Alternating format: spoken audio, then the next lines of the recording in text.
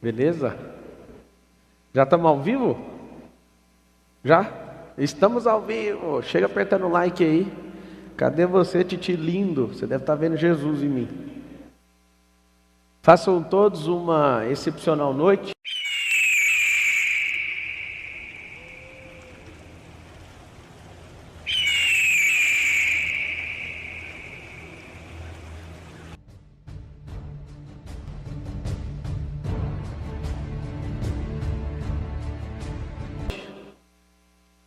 Se vocês puderem fazer stories aí, marcando que está rolando a live agora.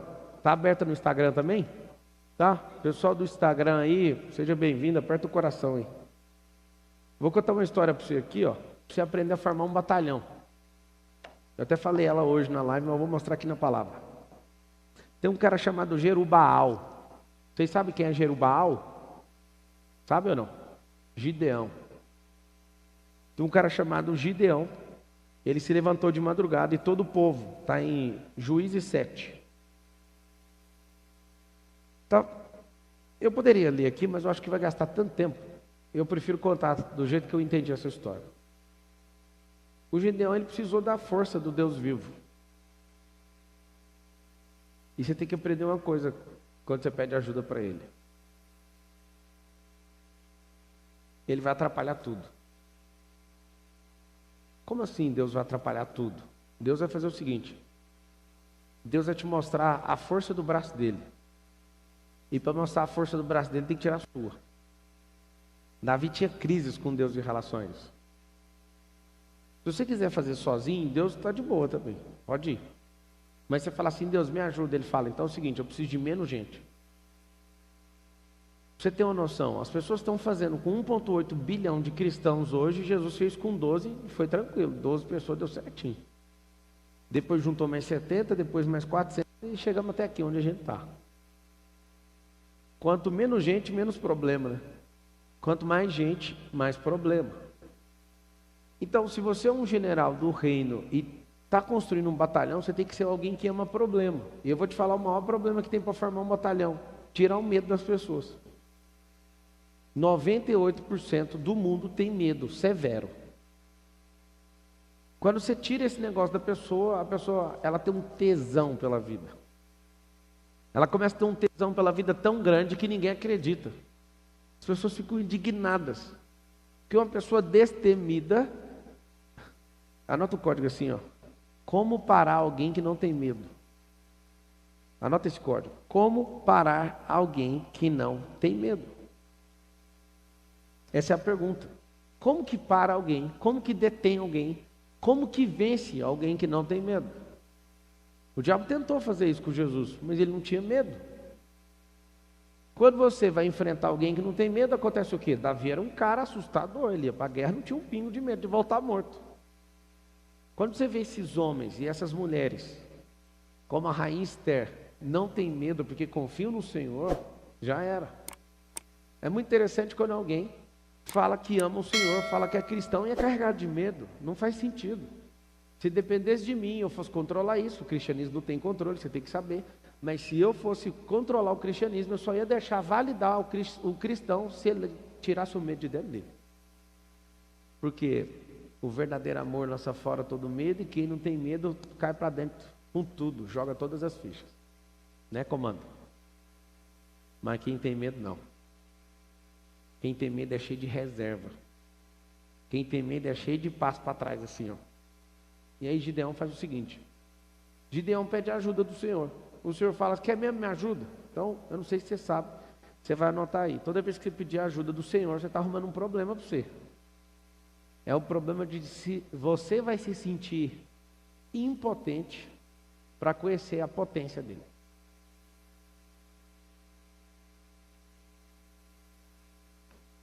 Toda vez você vai perceber o seguinte: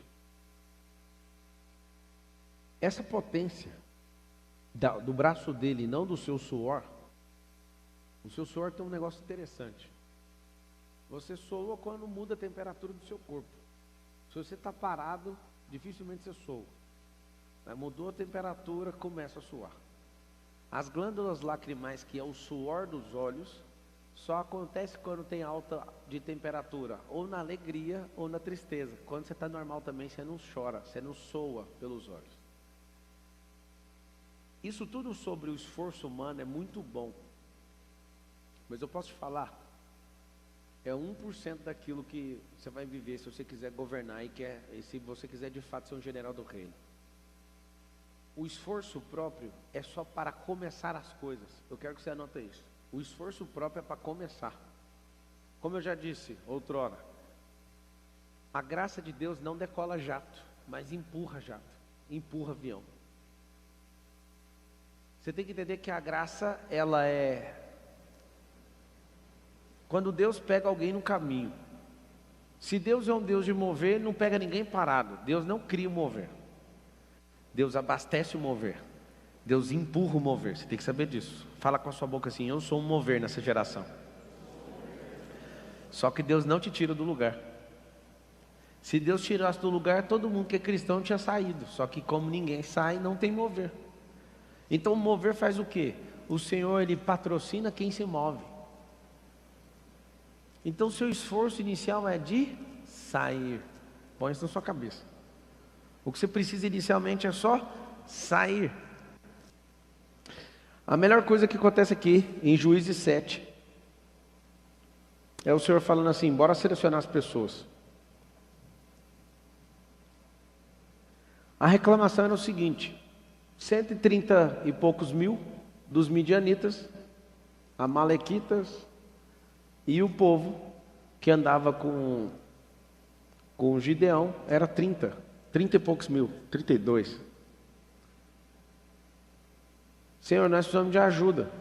Então o Senhor falou o seguinte: não é na capacidade, não é na quantidade. Aí o Senhor vira para ele e fala: vamos fazer o seguinte, bora excluir alguns. Quando eu falo para as pessoas assim: escolha as pessoas que você vai andar. Você acha que mais vale você andar com 20 pessoas que falam que te amam, mas são medrosas, ou andar com 2 que são corajosas, nem te amam tanto assim, mas elas estão prontas para o crescimento, estão disponíveis para te ajudar, não te amam tanto assim? O que você prefere? Você sempre vai preferir a quantidade, se você tiver problema de autoimagem. Mas se você entender o que é governo, se você entender o que é batalha, se você entender o que é jogo, o que é estratégia, você vai andar com menos gente. Porque quem não tem medo resolve problema. Quem tem medo, Raimunda, essas pessoas fogem de problema. Essa história para mim é encantadora, porque os que têm medo, eles não chegam no final de nada. Os que têm medo, quando chega alguém novo nos grupos, essa pessoa, ela fica com ciúme. Porque se ela for livre e governante, o que ela quer é dar espaço para todo mundo, porque se todo mundo cresce, todo mundo avança junto. Mas a pessoa que tem medo, ela não deixa ninguém bom crescer perto dela. Como eu vi pessoas na vida, o tempo todo, com medo.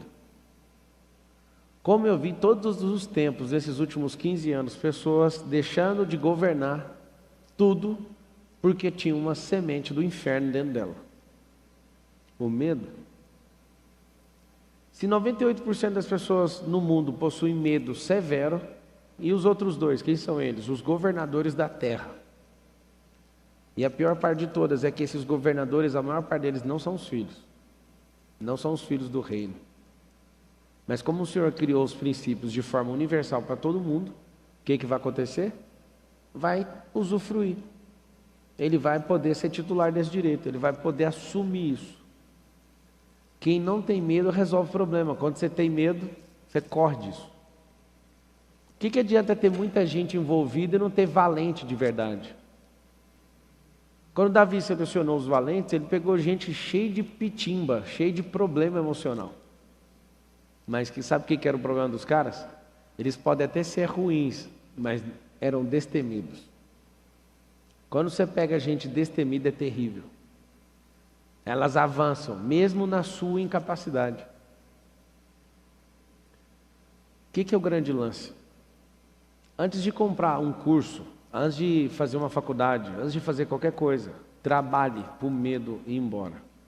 O medo é uma semente. Se eu fosse você, eu anotaria isso. O medo é uma semente. Ela é uma semente que as pessoas carregam no bolso, e elas têm muito. E elas precisam de esvaziar esses bolsos o tempo inteiro, e elas transmitem o medo na fala.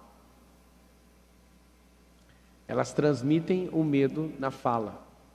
Por que elas fazem isso? Elas estão com raiva de você, elas não querem te ver brilhar? Não, elas querem te ver validando o que elas carregam. Porque se você for destemido, você vai expor as pessoas. Presta atenção no que eu estou te falando. Quando você é destemido, você faz uma coisa no grupo que você convive. Você tira a roupa das pessoas.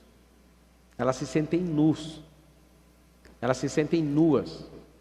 Elas veem isso e falam: peraí, só um pouquinho, tem alguma coisa errada. Você era do meu nível e agora você virou um combatente, agora você virou um general. Aí o que acontece? Se você era do meu nível e você cresceu, você arrancou minhas vestes.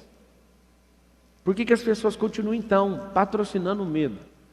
As pessoas patrocinam o medo para ninguém ter liberdade, para ninguém ficar leve, para ninguém ganhar a aerodinâmica de crescimento. Porque se crescer, vai expor todo mundo.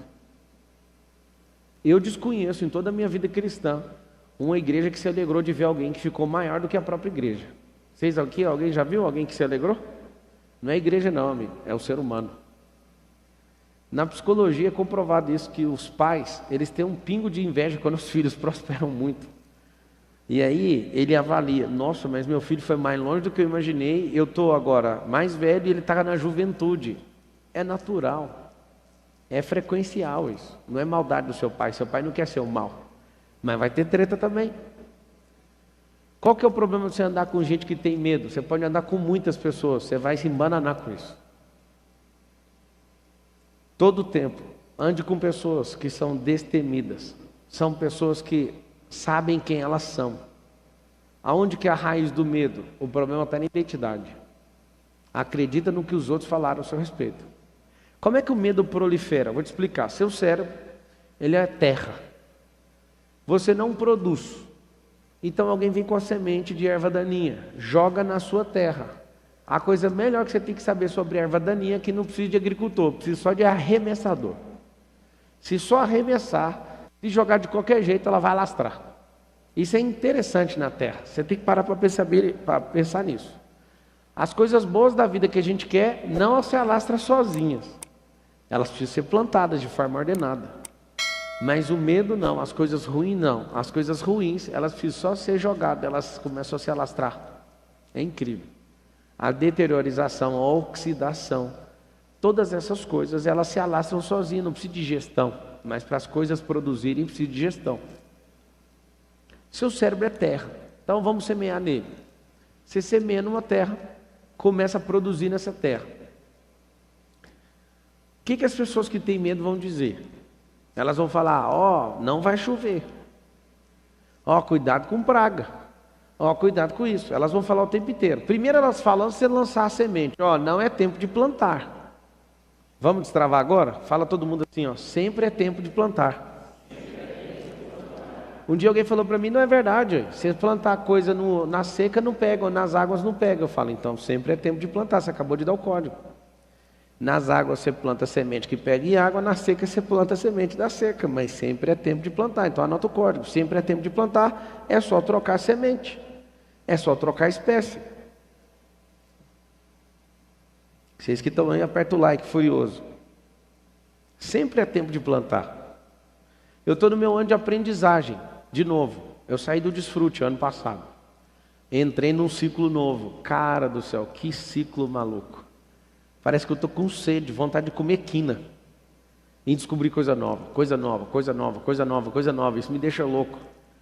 Já tem 3 ciclos, 21 anos, que eu sei o que é medir todo ano o seu ciclo.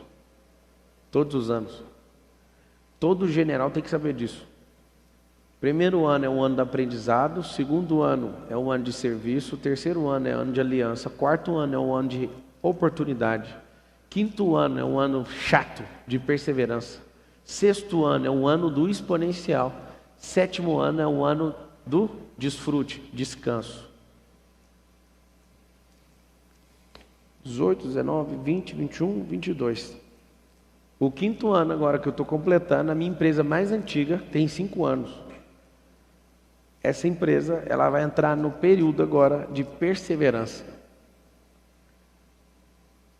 Só que ela é tão legal esse período que eu chamo de mais chato para mim. Ele é a forçação da mola. Quando você termina o ano, a mola trava, aí fala, solta ela, ano exponencial. Você acredita, nas minhas empresas, eu não vivi nenhuma empresa ainda minha passou por um ano exponencial ainda. Eu fico chocado com isso. Eu já passei pessoalmente.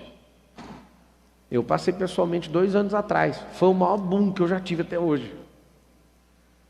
Olha para o judaísmo, alguém fala, isso é um chamar. Ninguém te para.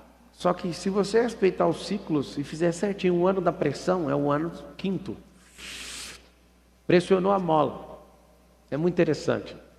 Quando virou o ano, eu sentei com a Carol, falei, vamos falar aqui sobre patrimônio, sobre isso, sobre aquisição e tal. A minha cabeça, sem eu ter meditado, como eu estou configurado já com esses 7 ciclos, sem eu ter meditado, trocado ideia com alguém, eu falei para ela, ó, em relação ao patrimônio esse ano vai ser assim, assim, assim. Aí quando eu percebi, eu falei, mas por que eu estou falando isso? Por que eu tiro essa conclusão? Que é um ano de tratar desse jeito os negócios. Foi muito louco. Foi um ano que eu falei assim, ó, eu vou potencializar um monte de coisa, mas eu vou tirar para estudar coisas novas. Quando você é destemido, você não quer ficar pulando fase, você quer acelerar a fase. Eu vou te dar um código aí, você que é general, você tem que saber disso. Nada de pular fase, mas acelerar todas, dá para acelerar tudo. Então, nunca pular fase. Se você pular fase, você vai pagar mais caro na próxima fase. Mas se você acelerar, você chega mais rápido. Lembra sempre de multiplicar talento enquanto você está acelerando. Falando sobre o medo ainda. Do porquê que você não tem um batalhão. Você tem medo de agradar alguém. E o medo é o seguinte. Você vai escrever assim, ó, o medo prolifera na cabeça só do improdutivo. O produtivo diminui o medo. Quanto mais história você ouve, mais com medo você fica. Quanto mais notícias você lê, com mais medo você fica. Vai fazer 9 anos agora que eu parei de assistir televisão.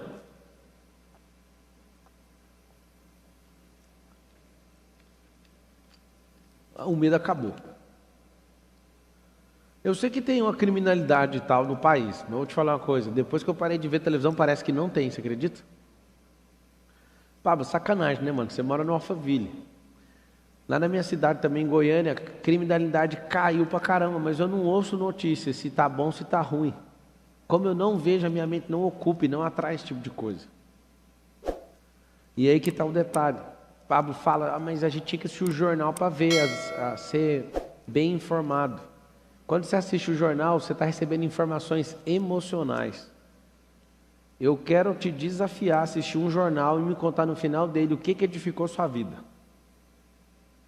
Edifica alguma coisa? Por que a gente assiste? A gente fica com medo todo dia, porque aí abre o jornal e fala assim, o risco Brasil está tanto. O investidor internacional está olhando com desconfiança para nós. Bolsonaro faz não sei o que lá, não sei aonde. Não sei o que da ONU quer ferrar não sei aonde. Não sei o que, não sei o que. Isso vai dando flechas no seu peito e você não sai com uma tarefa. Vou propor um desafio para todos vocês. Só vá assistir o jornal se tiver alguma tarefa de construção depois de você assistir a notícia. Duvido, você não acha nenhuma. Nenhuma. Quando você descobre o que está por trás do jornal, que é o patrocínio de propaganda do intervalo, aí vocês vão ficar mais doidos ainda. Talvez vocês não saibam disso, mas a televisão ela tem a obrigação de toda a televisão de concessão pública, tipo Globo, SBT, Record, e qualquer outra que tem concessão pública, eles são obrigados a passar 2 horas de jornalismo por dia. Obrigação. Ninguém passa jornalismo porque acha da hora, tá? É porque é obrigado. É por lei.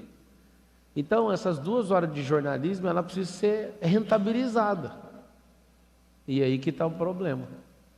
Você acha que alguém está te informando por ser benevolente. Primeiro é para cumprir a lei. Segundo é, já que tem que cumprir a lei, vamos rentabilizar com essas notícias. Aí é terrível. Notícia de roubo de carro, quem patrocina é o cara do seguro. E aí quando você entende o jogo, você fala, mano, eu vou ficar assistindo esse tipo de coisa.